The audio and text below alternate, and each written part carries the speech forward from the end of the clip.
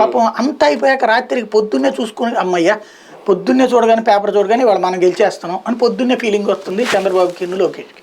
ఆ తర్వాత రోడ్డు మీదకి వచ్చిన తర్వాత పేపర్లో మాసింది నిజం అవుతుందా, ఏమన్నా మళ్ళీ ఏమన్నా అందేమో, ఇంకో రాయొచ్చు చూస్తే పోలా అని పక్కన కొడితే ఆవిడతోనే అంటాం.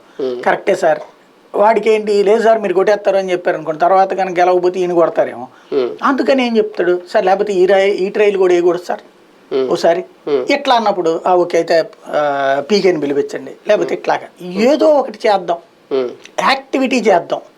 మీరు అధికారంలో ఉన్నప్పుడు కూడా తెలుగుదేశం పార్టీ చూస్తే సాగునీటి ప్రాజెక్టులు కట్టింది ఏంటంటే అది పట్టిసీమ, అది ప్రాజెక్టు కాదని వాళ్ళే చెప్పారు రిజర్వాయర్ అని.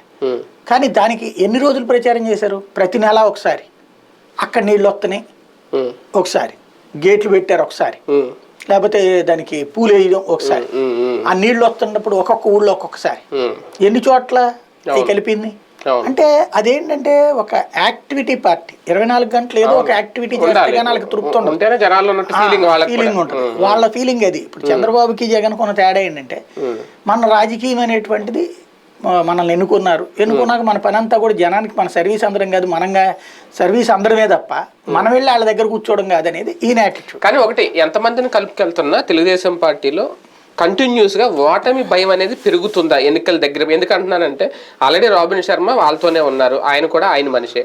మొన్న కూడా సునీల్ కనుగోలు తీసుకొచ్చేస్తారు, ఇంకా అంత లేదు ఆయన పని చేస్తారు, తెలంగాణలో రేవంత్ని గెలిపించేసింది ఆయన ఒక ప్రచారం జరిగింది.